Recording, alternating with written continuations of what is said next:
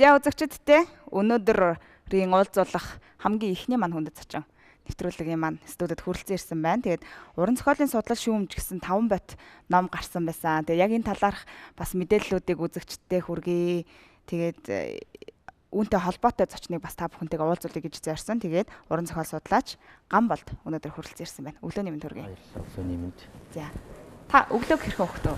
За өглөөч өнөөдөр уг нь дэлхийн мис тодорч байгаа өдөр. Тэгээд өглөөт гараад наашаа явлаа да. Мисээ үзчихэл. Мисээ үзэж эхлүүлж жоох үзэж байгаа л тэгээд наашаа ирсэн. Ер нь за зохиолчдын, судлаачдын амьдралын хэв маяг тийм ээ. Ер нь өглөө яаж эхэлдэг вэ? Ер нь баг орондоо ном унших хэл болгүй. Баг зүүдэндээ ном уншдаг юм шүү. Тэгэл унтахтаач ном уншин өглөө босоод бас мэдээллийг харна. Өдөржингөө номтой зурвалтанд тийм ажилттай. Их л одоо багаас нь хүүхдүүдэд ном уншуулах юмсан, хэвшүүлэх юмсан гэл багада их ном уншдаг байсан эцэг эхчүүд.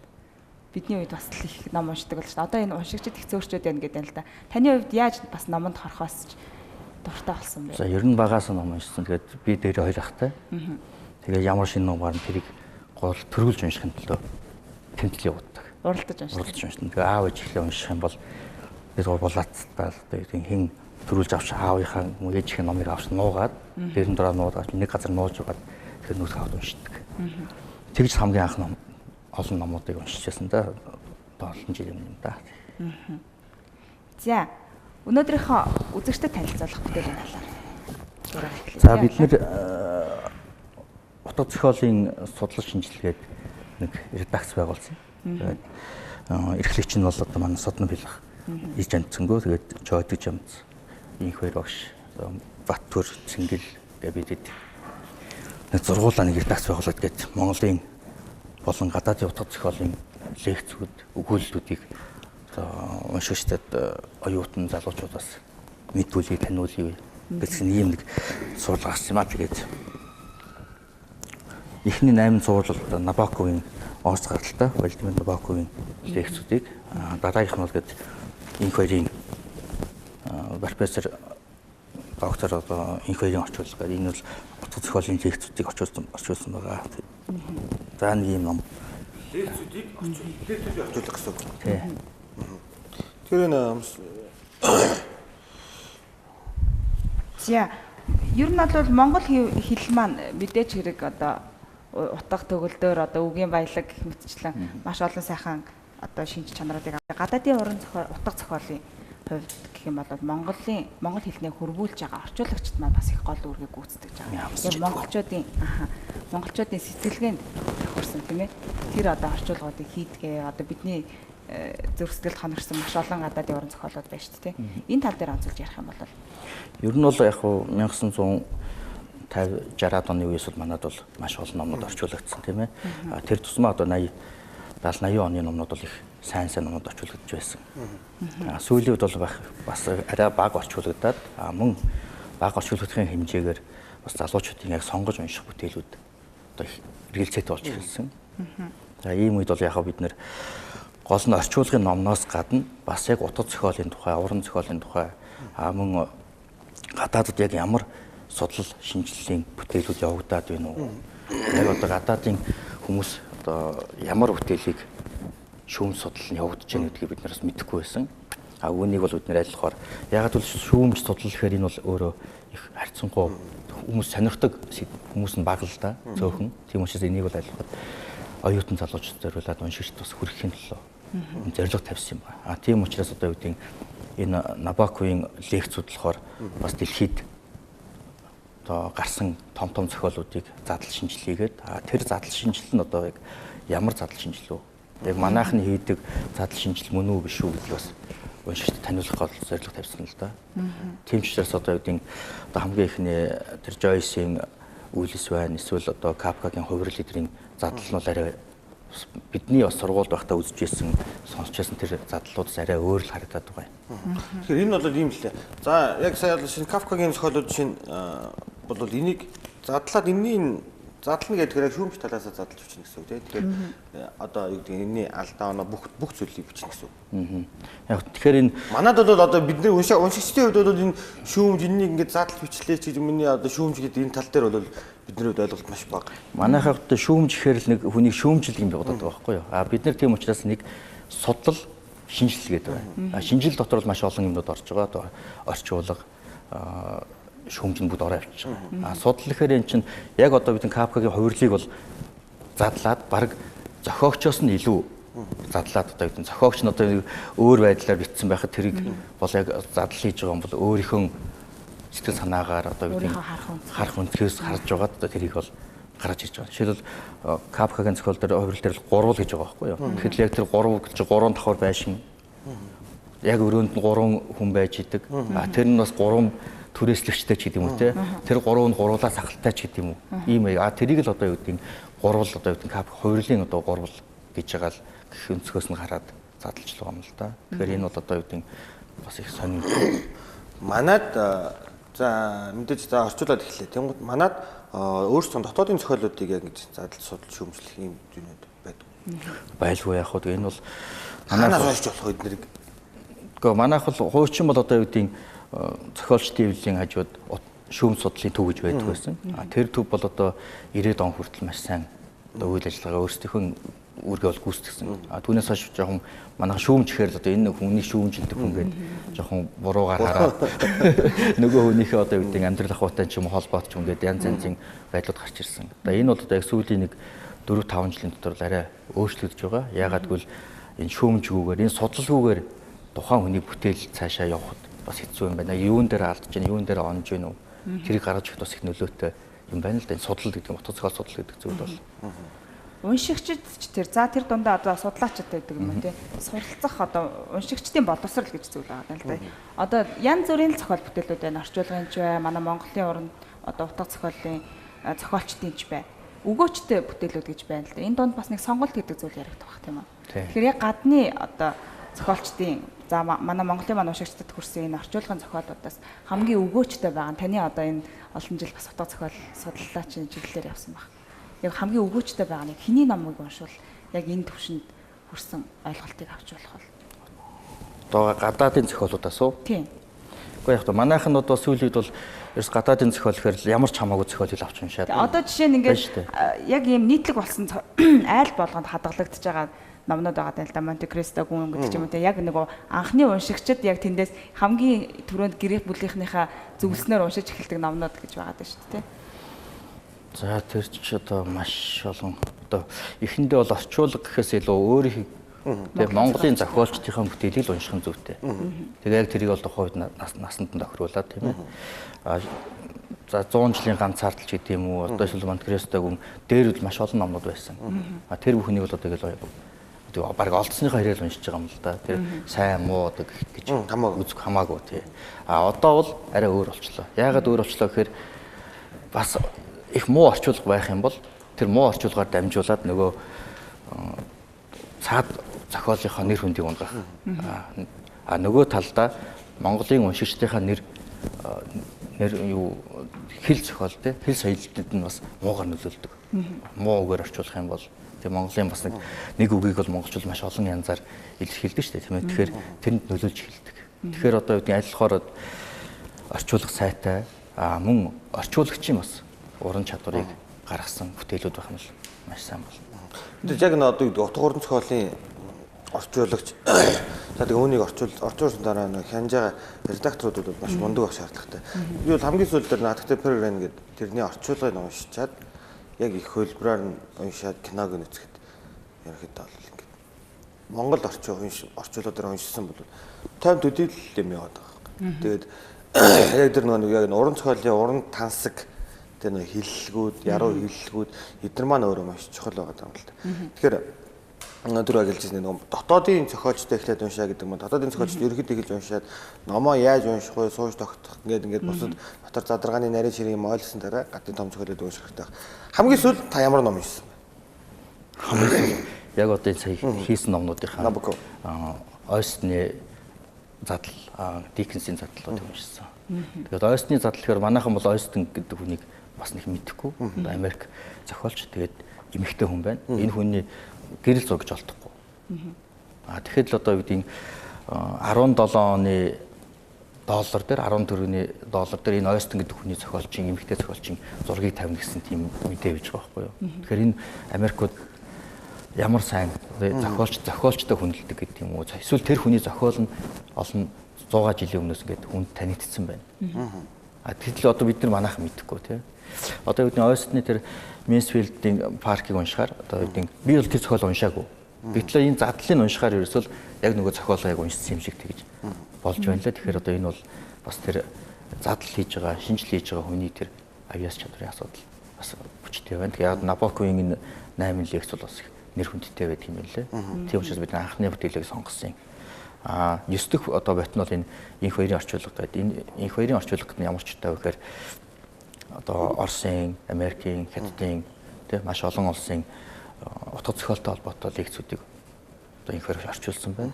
Тэр орчуулгуудыг бид нараас уншигч төргий тий оюутнууд төргий жишээл Америкт утга зохиолыг юу гэж үзэж байна вэ? Уран зохиолыг яг юу гэж үзээд байна вэ? Яг манайх ямар төвшөнд байна гэдгийг бол хамгийн ихний лекцийн уншихад бол нэлээд тодорхой болох болов гэж бодож байгаа юм. Бестселлер гэж гарч байгаа шүү дээ. Номын худалдааны дэлгүүрүүдийн хамгийн одоо худалдаагаараа тэргүүлж байгаа номнууд.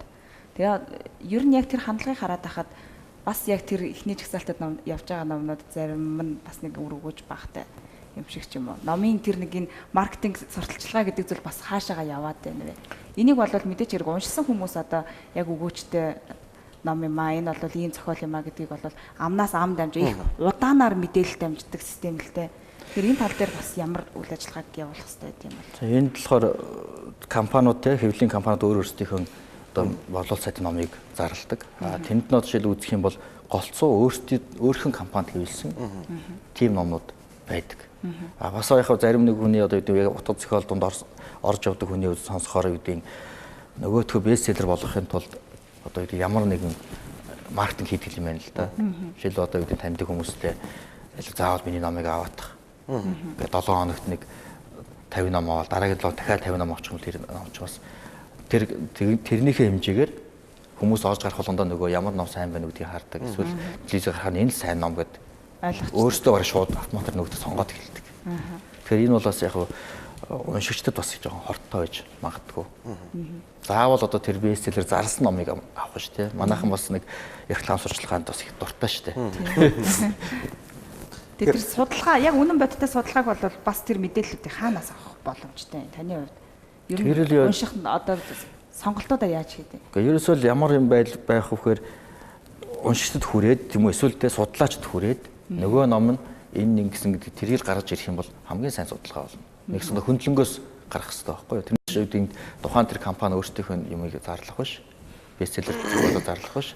Тэгтээ тэр ч бас нэг бестселлер борлуулалт сайтай гэдэг байгаа шүү дээ. Тэгэхээр нөгөө борлуулалт сайтай гэдэг чинь заавал чанартай байна гэсэн үг биш шүү дээ тийм. Залуучуудад зөвлөх зөв нь бол яг таны хувийн зөвлөгөө. За залуучууд ер нь энэ утга уран зохиол сонирхдаг хүмүүс нэг энэ 3 номыг за энэ 4 номыг ч юм уу уншицсан байхад ер нь бас заавал унших ёстой ч гэдэг юм уу зөв таны хувьд өгөх зөвлөгөө 3 ном нэрлээч. Энэ 3 номыг уншаарай. Эсвэл таны бүр хамгийн танд хоногсон ном ямар ном? Хамгийн их одоо тэр мэдээллийг өгч болох, ойлголтыг өгч болохоор. Би бол ингээд нэг номд орохоор бол бүр ингээд халуу тасардаг. Таны хувьд ерөнхийдөө одоо залуучуудыг та нар уран зохиолыг мэдмээр байгаа бол нэг ийм ном энэ номыг уншсан байхад ерөнхийдөө бол уран зохиолыг яг дутуу уран зохиол. Таны хувьд зүгээр таны хувьд. Тэгэхээр мэднэ гэдэг чинь өөрөө өөр л дөө. Одоо юу гэдэг маш олон ном одоо юу гэдэг толгойд эргэлдээд болохоор одоо алийг нэг хэлэхээ мэдэх болчихоо тий. Тэгэхээр утга зохиолыг мэднэ 5 ном уншингууд утга зохиолыг мэднэ гэдэг бол бас өөрөөс их ойлголт болж байна тийм үү. Тэгэхээр одоо юу гэдэг адилхан бид нэр багаас нь сургах юм бол үлгэр сонсгох тийм ээ. Гол нь үлгэр онцгой одоо яг Монгол ардын өөрсдийнх нь бэлэг зүйтэй холбоотой юмнуудыг уншиж байвал уншуулж одоо сонсгож байвал тэр чинь ерөөсө хүссэн үсээгүй Монгол хүний ген гэж байгаа. Тэр ген дотор бол ерөөсө нөгөө Монгол бүтээлч нь өөрөө тогтоод үлдчихнэ. Мөн жоохон томроод ирэхээр тэгж одоо хүүхэд хүмүүцэг хүүхэд жоохон томроод ирэхээр ямар ч хамаагүй ном уншсан нөгөөтгөө шууд Монгол сэтгүүрээр ойлгодог. Тийм хүлээж авах тийм болж боломжтой болно. Тийм учраас л айлхад багаас нь үлгэр зохиол одоо юу гэдэг зөөрч зөв зээжлүүлэх нөгөө төргөн хэллэгч нэг байсан тийм ээ. Тэр төргөн хэллэг бол бас их өөрөөчтэй зүйл юм шиг байна шүү дээ. Уг нь бол. Тий. Тэгэхээр хүүхдийг багаас нь ном уншуул, багаас нь үлгэр яг одоо Монгол ардынхаа уламжлалаар хүмүүжүүлэх шаардлагатай юм байна. Тэгээ бас яг одоо сүүлийн үед юу ч одоо манай залуучууд юу хийж нөхөө бид нэр залуу нас гээд утга зохиолын дугуулантай 7 хоног болгон 5 дахь өдөр 17 цаг 30 минутаас хүүхдийн төв номын санд болдгийн. Тэнд бол ерөөсөө зохиол бичдэггүй хамаагүй. Одоо юу гэдэг утга уран зохиол эсвэл сонирх эсвэл одоо үг үзий ч юм уу сонсъё ч юм уу янз янзын байх юм тэнд очиж бол хинч очиж болох боломжтой. Тэгээд болгон 17 цаг 30 минутаас. Тий. Тэгээ бас манай залуучууд 14 онхныг одоо юм сонин гаргадгийн залуу нас гэж сонин. Энэ бас та үз. Энэ бол одоо сүүлийн дугаар маань насаг доржийн 110 жилийн ойд зориулаад гаргасан. Энэ дотор насаг доржтой холбоотой аль хорол юмыг химиг багтаахыг тийм ээ. Гэхдээ хүмүүсийн хараагүй өнцгөөс бас харуулах зорьсон нэг юм сонин гаргасан. Энэ бол одоо үүдийн бас утга зохиол холбоотой сонирхож байгаа юм залуучууд бас одоо бидний барьж байгаа бэлэг гэдэг юм одоо бас тогтмол дуртай болох юм яа тий. Энийг л улмал ингээд сурчлаад улмал олныг тийм хамруулах зорилготой л байгаа юм. Яг тэр нэг юм номонд сүүлийн үед за нэг хэсэг бол яг нэг ном уншдаг, утга уран зохиолын ном уншдаг. Айгүй ингээд залуучууд бол ерөөхдөө байхгүй байсан. Хэсэг бол ингээд айгүй одоо бол харьцангуй бас нөгөө нэг нь уншдаг залуучууд их болсон. Одоо нөгөө сошиал дээр ч юм уу шиг нөгөө нэг номын группүүд гэдэг чинь ном шиг ч ингээд. Тэгэхээр тэн дээр ч гэсэн ялангуяа залуучууд айгүй их ордог. Орон зохиолын ном аягүй сольдог болсон хоорондоо юм. Энэ бол ингээд яг хүмүүс эргээд аягүй дуртай болоод ийл цаас номондоо. Ер нь яг тэрэнд бол маш хэрэгтэй гэсэн үг. Тийм. Ер нь бол яг цаасан ном гэж хэлэхэд бол одоо манайханд бол одоо цаас бараг үйлдвэрлэх хэрэггүй те цаасаар ном хийх шаардлага байхгүй гэж бичээд ш зарим хүн тийм сурталчилгаас хийгдэж байна. Одоо энэ бол бас тийм биш юм аа. Ягаад тэгэхээр цаасан дээр үлдчихэж хэвлэгдчихэж тэр бол баримт болж үлдэнэ. Тэгэхгүй бол одоо интернет дээр байдаг юм бол дараа нь сольж гэдэг юм уу одоо ишэл юу гэдгийг мэдээлэл сольж болно шүү дээ тийм ээ. Эсвэл алга болчдөг ч юм уу. Тэгэхээр энэ бол цаасан хэвлэлээр бол гэдэг юм баримт болоо үлдчихэдэг. Энэ болохоор 100 жилийн дараа нөгөөх нь байж идэг. Яагаад гэвэл манай том ардтай зохиолууд цаасан дээр үлдсэн учраас одоо бид нэр нөгөөч нь хэвлээд бид нэр хийлснээс уншаад байгаа байхгүй юу.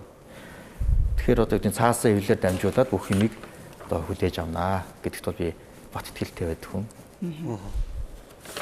За их зохиолч Ташлоржийн Нацаг доржийн мэндэлсний 110 жилийн ойд зориулаад ер нь л уран бүтээлчд маань зөндөл олон төрлийн үйл ажиллагаануудыг явууллаа. Үзэсгэлэнгөө зохион байгуулагдлаа.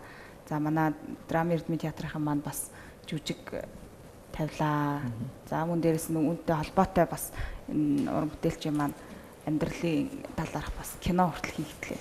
Тийм ээ. Энэ тал дээр ер нь танахны зүгээс авч хэрэгжүүлсэн бас ямар ажлууд байна. Мэдээж хэрэг яг үүнд зориулсан тусгай дугаарыг бол сонингийнхаа дугаар болгон хийвэлсэн байна. Танаахан бол энэ жил бас нөгөө зохиолч Чойнмын мэндэлсний 80 жилийн болж байгаа. Тэгээд 80 жилийн ойд одоо зориулаад одоо юу гэдэг над дугуулангийн сонин гэдрэл Чойнмын нэрэмжт дугуулан байгаа юм. Тэгээ бид нэр одоо юу гэдэг энэ хоёр хүнийхээ бүтээлийг хооронд нь холбох гэдэг юм уу задлан шинжил хийх мөн одоо юу гэдэг зөвхөн Чойном биш одоо энэ бүхэл бүтэн Монголын уран зохиол, утга зохиол, гадаадын утга зохиол болж байгаа бүх мэдээллүүдийг хүргэхийг зорж ажилласан.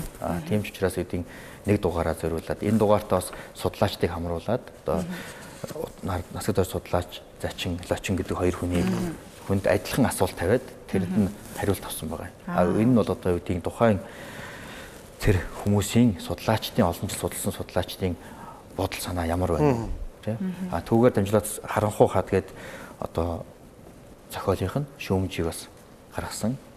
Энэ нь бол харанхуй хадаа сая кино хийгдсэн. Мөн Дараамын театрт нэг жүжиг тавилаа. Хүүхэлдэйн театрт бас нэгэн жүжиг тавилаа. Ингээд энэ жил бол 2 жүжиг одоо нэг кинотой ийм ариун их бүтээлтэй Насаг доржийн 110 жилийн байлаа. Тэгээ бид бүхэн бас манай судлаач Чойд гэж амц маань Чойнмын бичсэн сүүлчийн өдргээд Насаг доржийн тухай бичсэн зохиол байдаг. Тэр Насаг доржийн тэр зохиолыг задлан шинжил хийгээд одоо он гаргаад бид яг тэр задлан шинжилгээр нь тэр Чойнмын тэр зохиолыг хэвлэж байгаа тэр задлан шинжилийг бас гаргаж дэлгэж тавина. Тэгээ энэ бол маш сонирхолтой судал болсон байгаа. Тэгээ энэ бол одоо юу гэдэг бид бүхний бас ойд барьж байгаа бас бэлэг. Юу гэдэг бид нар ой гэхээр л одоо юу гэдэг нэг өдөр тэмдэглээд бүх юм дуустдаг. Миний бодлохоор ой гэдгийг би бүтэн жилийн хугацаанд хөтөлбөр гаргачаад хийдэг. Одоо нацад орж байгааг уг нь тэгсэн бол маш сайхан байсан баг. Би бол Чойномынхоо ойг бол 16 оны 2 сарын 10-наас 17 оны 2 сарын 10 хүртэл бүтэн жилийн хугацаатай хийнэ. Тэгэхээр энд бол бас 10 хэдэн үйл ажиллагаа зохион байгуулж байгаа. Тэгэхээр ямар ч залуучууд маань бол яг н чиглэлээр тий суралцахаар уран зохиолын талаар мэдээлэл авахаар тий ингэж сонирхолтой байдаг бол хаана цугладаг вэ гэдэг дээр очих юм бол ямар ч 5 дахь өдөр болгоно тийм ээ 5 дахь өдөр болгоо 17 цаг 30 минутаас хүүхдийн номын сан дээр бол яг энэ уулзалт сургалт өдөрлөг бүх зүйл маань тэр дээр нэг өдөр болгоо. Энэ бас их олзуурах болох санагдаж байна. Сайхан арга хэмжээ олдог хаа. Бид нар оролцож болт юм уу? Болно. Одоо манай дээр насны зар байхгүй юм шүү дээ. Насны зар байхгүй. Шав зохицлын сургуулиас үүдий манай сонинг одоо юу гэдэг 100-аадаг тий 80 90 100 гэж тэр одоо юу гэдэг дугаар болноос тэдний сургууль авдаг, уран зохиолын машин авдаг. Тэдний хүүхдүүд ирж сууцгаадаг. Манайх ч бас 2 жил хичээлж байна. Тэгээ энэ 2 жил хичээл дотор л тухайн үед анх удаа 2 жилийн өмнө гаргахад хичээлж эхлэхэд бол ерөөсө дугуул нь тасарсан байсан. Дугуулмал 2007-8 оны үед бол маш олон байсан. Тэгээ сүүлдээ тасараад байсан энэ дугуулан бол сэргээд одоо ихтэй сургуулиуд мөн одоо ихтэй сургуулиас гадна одоо төрийн бас байгууллагууд дугуулан хичээлүүлэх ийм сонирхолтой бас энэ олон дугуулан нэгдэж байна. Мөн 21 аймагт бас салбарууд нэгдэж байна. Одоо Доорногоовт нэгдсэн байна, Үүрхангайд нэгдсэн байна, Завханд нэгдсэн байна. Тэгээ эн чинь бас одоо түүгээр дамжуулаад маш олон хүнийг уран зохиолд дуртай болгох. Мөн одоо үг соёл, хэл соёлын бас ариун баялаг тэнд үлдэх ёстой тийм ээ. Тэгээ түүгээр энэ дугуулангийн ач холбогдол өндөр юм аа. Тэгээд залуучууд хүүхдүүд бүгдээрээ очиж энд дугуулд очиж. Тэгээд дандаа очиж чадахгүй мэхэд өнжөөд нэг очиад болох болно шүү дээ тийм ээ. Тэгэхээр манайх бол нэг 150 гаруй хүүхдийн бүртгэлтэй юм байна лээ. Тэгээд 7 хоног болгоно нэг 50 60 хүүхд ирдэг юм байна. Тэгэхээр энэ бол одоо 50 60 хүүхэд тэнцвүүлэх зохиолоо уншаад зарим нэг нь одоо энэ үгний утга ямар вэ гэдгийг асуугаад энэ болох уугүй юу тийм ээ ингэж бич болох уугүй юу гэдэг ч юм уу. Энэ бол маш ач холбогдолтой юм байна. Манай хичээлүүлдэг багшаас би асуусан л да яг та нарт үр дүн гарав уу гэсэн. Тэгээд жилийн өмнө анх ирж исэн хүүхдийн шүлэг одоо шал өөр болсон. Тэр бол мэдрэгдэж байна гэдэг ингэж ярьж байна л да. Тэгэхээр одоо юу гэдэг тэр утга зохиол дуртай болно гэдэг бол өөрөөсөө багаар суудаг юм байна. Тэрнээс шууд нэг өдөр ирчээд сайн болдгоо, 2 өдөр ирчээд сайн болохгүй. Тэгэхээр би нөгөө нэг уран зохиол түрүү анхны асуулт байна шүү дээ. Яаж сайн болох вэ гэдэг чинь нөгөө 5 ном уншаал сайн болохгүй. Тэр бол байнгын хичээл зүтгэл орж иж тэр хүний доторл тэр зүрхэнд нь шингэж үлддэг юм байна. Нөгөө талаас нөгөө шингэж үлдсэн одоо чинь тийм шүү дээ. Хичнээн тэр дотор нь ингээл ориглол маш ингээл хүсэл тийм үл байгаа мөртөө тэрийг буулгана гэдэг маань өөрөө нөгөө нэг үгийн баялаг, үгийн сонголт гэл ингээл уран тансаг, яруу хил гэдэг зүйл маань гарах хэрэгтэй болдог. Тэгэхээр тэрний тулд бол энэ тоцгоолын дугуулан гэдэг энэ ч бол ямар ч залуучууд маань яг нь утга уран зохиол яруу найр сонирхтой залуучууд маань очиод үзээрэй. Ямар ч тэндээс нэг юм сонсвол бас өөрийгөө бас нэг арай өөр өнцгөөс сонсох юм байна. За тэгээ мэдээч хэрэг уншин, шимтэн одоо түүндээ бас шунан дурлна гэдэг бол маш олон үр өгөөчтэй хүмүүжлийн хувьд ч гэсэн маш олон одоо өгөөчтэй зүйлүүдийг бидэнд өгч байдаг. Тэгээд таны бас хийж байгаа, зорж байгаа ажил үйлсэд амжилт хүсье өнөөдөр хүрэлцэн ирсэнд баярлалаа. Баярлалаа. За магадгүй бит хоёрын асууж амжаагүй зүйл байвал. Асууж амжаагүй. Яг тэ маш олон зохиолчд байдаг. Судлаачид одоо шүүмжлэгч нар бол маш цөөхөн байдаг. Тэгэхээр одоо юу гэдэг аль болохоор зарим нэг зохиол бүтээлүүдийг тэр судлаач хүний үгнээс сонсдог юм уу те шүүмжлэгч одоо шүүмжлүүлдэг гэдэг ч юм уу. Түүн дээр одоо юу гэдэг зохиолчд ч болон мөн уншигчд бас их эмзэг ханддаг юм шүү. Тэгээд судлаачдыг шүүмжлэгчдийг бас их хайрлах хэрэгтэй юм шиг байгаа. Зөвхөн байгаа шүү. Энэ хүмүүс маань зүгээр шүүмжлэх гээд байгаа юм биш шүү. Судлаад гаргаад ирсэн магадгүй бидний уншиж байхдаа олж хараагүй ч юм уу. Тухайн зохиолч юм бас гаргаж өөрийнхөө мдээгүй байгаа зүйлийг хүртэл судлаачид тэр гэрхаануудаар олон харсан байдаг гэж түрүүн бас ярьжсэн шүү дээ. Тэгэхээр бас бидний олж хараагүй тэр өнцгөөс судлаачид маань гаргаж ирсэн одоо зохиолуудыг эргээд нэг уншихад илүү бас сонирхолтой ойлгоогүй зүйлүүдээ ойлгох болоо гэж бодож байна л да. Тий, тэгэлгүй яг одоо үеийн энэ судалгааны бүтээлүүдийг уншаад дахиад нөгөө их зохиолоо унших юм бол бүр тэрнээс илүү мэдрэмж авна. Ер сонсоогүй мдээгүй юм аас мэдж авах тийм боломжтой. Тэгэхээр энэ судал гэдэг бол өөрөө их нарийн шинжлэх ухаан юм байна. Тэгээд үүнийг бас хөгжүүлэхийн төлөө би бас өөрийнхөө чадах юмал зориулж байна. Тэгээд судал шүүмжлэлийн багийнхан маань тэднийг маань бас зохиолчд өөрсдөө дэмжиж аваарай гэж хүсэж байна. Судлалынхаа номыг барьж байгаа л их зохиолтойгоо ингээл тэмдэглэл хийж байгаа юм шиг бүр сонирхолтой юм шүү тий. За баярлалаа. Өнөөдөр хүрэлцэн ирсэнд өнөөдрийн та бүхэнтэй уулзсан зочин маань утга зохиол судлаач Гам болд байлаа. Танд баярлалаа. Үзэгчдэд цагаагаар мэдээлэл хүргээд эргээд студид олцгаая.